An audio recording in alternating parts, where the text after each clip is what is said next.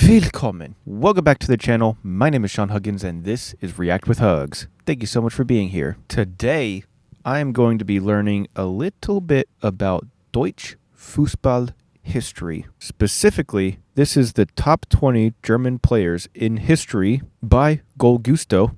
Check them out. Linked in the description as always. And also, as always, if you'd like more videos, you could check out my other YouTube channel, Europe with Hugs, where I cover videos from all over Europe, not just Germany. That'll be the first link down in the description, or like I said, Europe with Hugs. But let's waste no time. Let's see who the top 20 players in German history are. Top 20 German players in history are. I don't know. Grammar's hard. Los geht's. Germany has long been the birthplace of footballing legends, with players from Nationalmannschaft. Also, I gotta know from you guys, the experts, what do you think the best 20 players are, or at the very least, how is this list, Goal Gusto's list? Let's see. Leaving an unforgettable mark on the I don't beautiful really know game. With 4 World Cup titles, the German national team has solidified its place as one of the greatest in history. In this video, we'll take a look at the top 20 players who have made the biggest impact in German football history. Ronaldo? In 20th place is Bastian Schweinsteiger. Oh wait, I do know that guy. Bastian Schweinsteiger. That's the only one I know. I think. His combination of technical quality and winning mentality cemented his status as an elite midfield talent.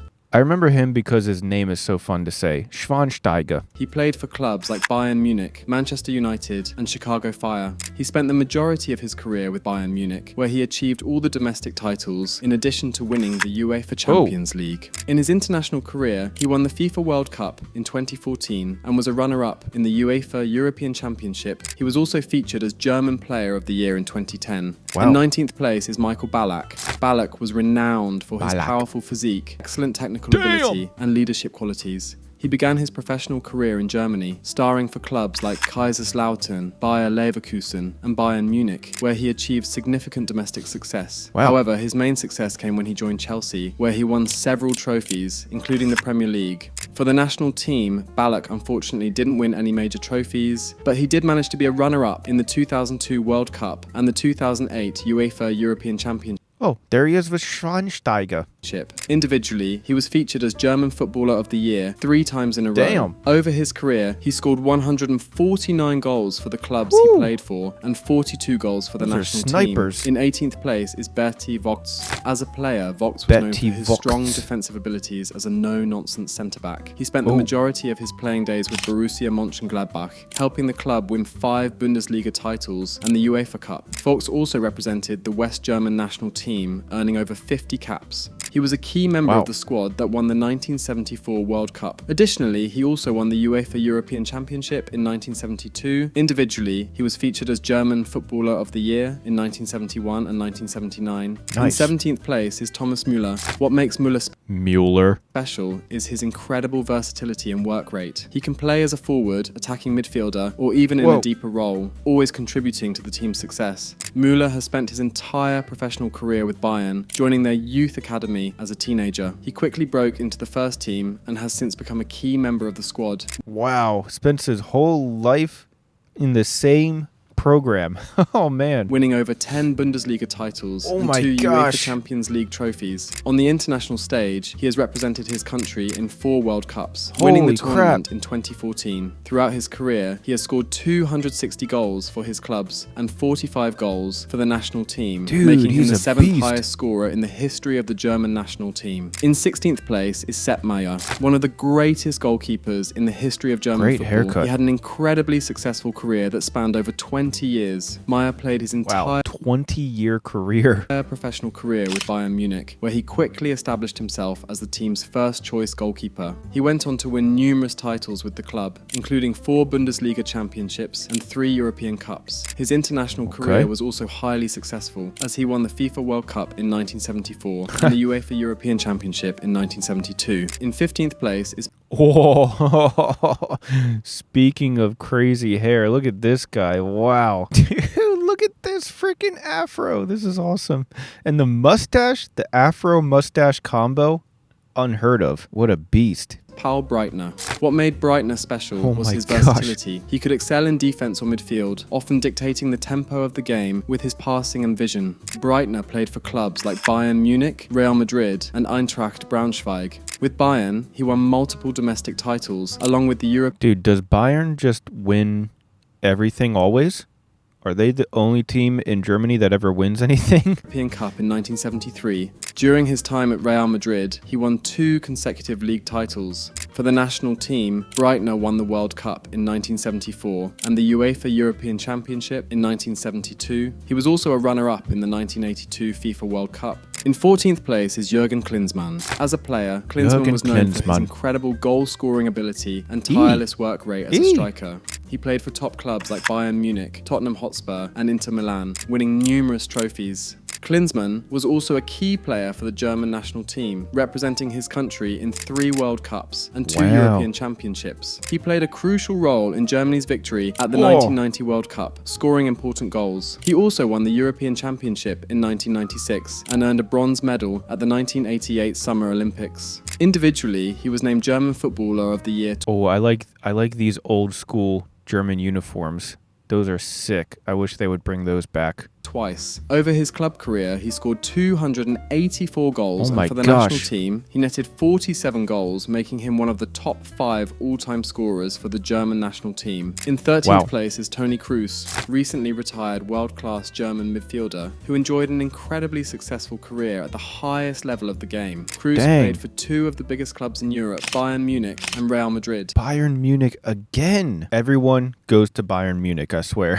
At Bayern Munich, Kroos was part of the 2013 treble-winning team and secured numerous league titles. However, his peak came at Real Madrid, where he achieved immense success, including winning 5 UEFA Champions League trophies. On the international stage, Kroos was a key member of the squad that won the 2014 World Cup. In 12th place is Matthias Sammer. Sammer was a versatile defender who could also play in midfield. He played for German clubs such as Dynamo Dresden, VfB Stuttgart, and Borussia Dortmund. Oh, nice. Finally, not Bayern. As well as Inter Milan in Italy. Sammer won 3 Bundesliga titles, 1 with Stuttgart and 2 with Dortmund, and lifted the Champions League in 1996. For the national team, Sammer's greatest achievement as a player was captaining Germany to victory at the 1996 European Championship. Individually, he won the Ballon d'Or in 1996 as a defender and was a 2-time German Footballer of the Year. In 11th place is Karl-Heinz Rummenigge. What made Rummenigge so special was his exceptional technical ability, clinical finishing, and intelligent movement in the penalty area. He played for clubs like Bayern Munich, Inter Milan, and Servette, but his major success came with Bayern. He helped Bayern win numerous Bundesliga titles and European trophies, including 2 European Cups. On the international stage, he was a member of the team that won the 1980 European Championship and finished as runners-up at the 1982 World Cup. In terms of individual achievements, Rummenigge is a 2-time Ballon d'Or winner, earning the honour in 1980 and 1981. He scored 293 goals, and for the national team, he netted 45 goals, making him the 6th highest scorer in the history of the German national team. In 10th place is Oliver Kahn, nicknamed Der Titan for his Oh, dude, that's cool. Oliver Kahn, Der Titan. Dude, look at this. He does have big-time Titan face. Look at that. That's the face of a Titan right there. Imperious and intimidating displays between the sticks. Oh my Kahn God. remains one of the greatest goalkeepers in modern history. He played for just 2 clubs, Karlsruhe SC and Bayern Munich, spending the majority of his illustrious career with Bayern. In more than 600 appearances for Bayern Munich, Kahn won 8 Bundesliga titles, 6 DFB Pokals, and a Champions League. 8 Bundesliga titles. Oh my gosh. On the international stage, Kahn was part of the squads that won Euro 96 and reached the World Cup final 6 years later. He remains the benchmark by which all goalkeepers are judged in Germany, with his spectacular displays in 2002 becoming part of German football folklore. Kahn is the only goalkeeper to have won the Golden Ball at a World Cup, earning the honour after inspiring Germany all the way to the final in Japan in 2002. In 9th place is Fritz Walter, the captain of West Germany's first World Cup victory history in 1954. Walter was an elegant and devastating attacking midfielder, equally capable of scoring and providing goals. He scored 33 goals in 61 appearances for Germany, but it was for his boyhood club, Kaiserslautern, where he is most revered. The club's stadium, built in 1985, was named in his honor as he spent his entire career there, scoring 357 goals in 364 league games. What? In 8th place is Miroslav Klose. Known for being an exceptional striker, he was strong, fast, and consistently found the back of the net. While there may be technically superior footballers on this list, few can match Klose's international efficiency. Klose remains Germany's all-time top scorer with 71 goals.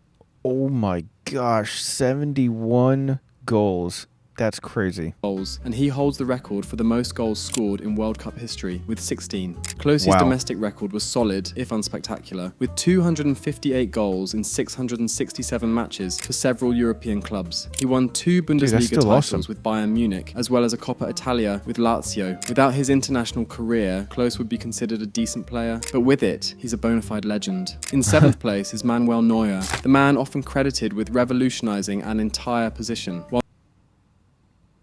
Revolutionizing an entire position at goalkeeper? Apparently, Deutschland has a lot of very good goalkeeper history. While Neuer didn't invent the sweeper-keeper role, many had done it before him. There's no denying that the Germany and Bayern Munich captain perfected the art. He played for the sweeper-keeper. I don't know what that means, but I like it because it rhymes. 2 German clubs, Schalke 04 and Bayern Munich. Every time. Every time. However, he got his major success during his tenure at Bayern. The 36-year-old has been the bedrock of 2 trebles at Bayern and has won an abundance of Bundesliga titles while guarding the nets at the Allianz Arena. At the international stage, his pivotal role in Germany's 2014 World Cup victory adds even greater prestige to his already illustrious career. In 6th place is Günther Netzer, nicknamed Karajan after the esteemed Austrian classical conductor. Netzer was a player of rare intelligence, balance, and technical genius, considered by many to be the greatest passer in German football history. The greatest passer in German football history. Interesting. The Maverick midfielder orchestrated Borussia Mönchengladbach's back-to-back Bundesliga triumphs in the early 1970s before moving to Real Madrid, where he continued to inspire success, winning 2 La Ligas. I mean, wasn't this guy also on the list? So these two are both German guys and they're on the same team and they're all also 2 of the best of all time? That's crazy. Look at the hair in this picture, though. Oh my God, dude! Look at these haircuts, these hairstyles. Wow. In a row. With the national team, Netzer was part of the squads that won Euro 1972 and the 1974 World Cup. In 5th place is Uwe Seeler, the undisputed star of German football in the 1960s. Ich bin Uwe und ich bin auch dabei. The 3-time German Footballer of the Year was known for his strength, leadership, aerial ability, and, surprisingly for such a big man, his acrobatic overhead kicks. A towering stone carving of his bare right foot stands proudly outside Hamburg's Volksparkstadion. Okay, interesting. A fitting tribute Not sure why it has to be a barefoot. 490 goals in 580 appearances for HSV. Seeler's relentless goal-scoring instincts propelled HSV to the German title in 1960 and a DFB Pokal 3 years later. His 43 goals in 72 international appearances also brought West Germany within touching distance of the 1966 World Cup. A distraught Seeler being helped off the Wembley turf remains one of the most iconic photos in football history. In 4th place is Philipp Lahm. Short, not particularly strong, fast, or aggressive. You might mistake Philipp Lahm for an accountant rather than one of the greatest players ever. The Bayern Munich stalwart may have lacked physicality, but he made up for it with an astonishing football IQ. Lahm played his entire professional career with Bayern Munich. Of course he did. They all do. Where he achieved 8 Bundesliga titles, 6 DFB Pokals, and a Champions League with the Bavarian Giants. But his greatest moments came on the international stage. After being a runner-up at the UEFA European Under-19 Championship in 2002, and again at the UEFA European Championship in 2008, Lahm's crowning achievement was captaining the German national team to victory at the 2014 World Cup. Okay, that's a pretty big win, though. That 2014 team is arguably the greatest in German history, and Lahm might have been the pick of the bunch. In 3rd place is Lothar Matthäus. Known for his strong skills, leadership, and ability to score goals, Matthäus was a versatile player who could operate both as a midfielder and a sweeper, making him invaluable to his teams. He played for German clubs like FC Herzogenaurach, Borussia Mönchengladbach, and Bayern Munich, as well as Inter Milan and the Always Bayern. Metrostars. Matthäus was the brains and brawn for every team he represented. What a snipe. Whether it was the all-conquering Bayern Munich of the 80s and late 90s, winning 7 Bundesliga titles, 3 DFB Pokals, and a UEFA Cup, or a sublime Inter Milan side that lifted the league and UEFA Cup titles in between. As for his international career, it seems almost mathematically impossible that Matthäus played in both Euro 1980 and Euro 2000. He won his first major tournament, the UEFA European Championship, in 1980 and captained West Germany to victory at the 1990 FIFA World Cup. Individually, he won the Ballon d'Or in 1990 and was twice named German Footballer of the Year. At the club level, he scored 204 goals and provided 66 assists, while for the national team, he scored 23 goals and made 17 assists. Okay, this guy has a good CV. In second place is Gerd Müller, nicknamed a bomber by German football fans for his ability to destroy defenses. Müller was known for his strength, powerful shot and acceleration. Yo, look at the size of these hammies. Jesus! Like tree trunks. Holy crap. He played for German clubs like Nordlingen, Bayern Munich, and Fort Lauderdale Strikers. His main success came with Bayern Munich, where he won 4 Bundesliga titles, 4 DFB Pokals, and 3 consecutive European Cups. However, he is best known for his international career. Müller won the UEFA European Championship with West Germany in 1972, becoming the tournament's top scorer. 2 years later, he won the 1974 FIFA World Cup on home soil, scoring the winning goal in the final. Individually, Müller won the Ballon d'Or in 1970 and was twice named German Footballer of the Year. At the club level, he scored 365 goals for Bayern in 427 appearances, a rate of 0.85 goals per game. He remains both Bayern's and the Bundesliga's all-time top scorer. Whoa. Okay, to be Bayern and the Bundesliga's top scorer, that is pretty crazy. For the national team, Müller scored 68 goals, making him Germany's second highest scorer, just 3 behind Miroslav Klose, despite playing 75 fewer games. 3 behind the number 1 guy, and he played 75 less games? That is incredible.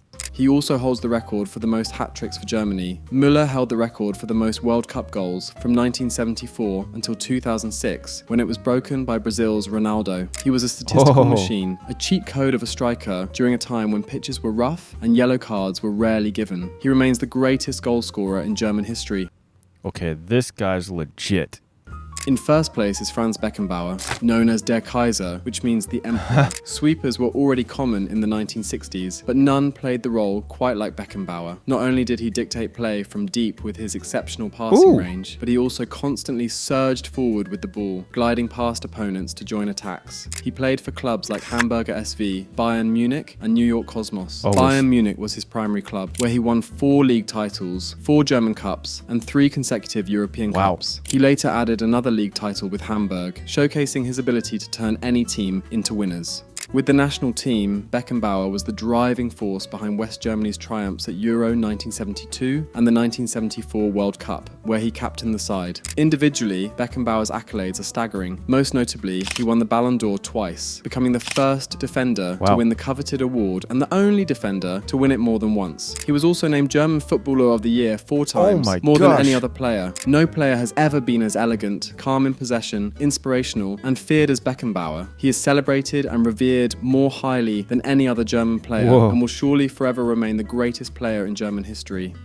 And that was our list of the top 20 players in Germany's football history. Whew, all right. That was fun. I don't know much about German football history, obviously. That's why I'm watching the video. So I have to ask you guys, the experts, how did he do? How was the list? Would you change anything? What would your top 5 be? Let me know your thoughts.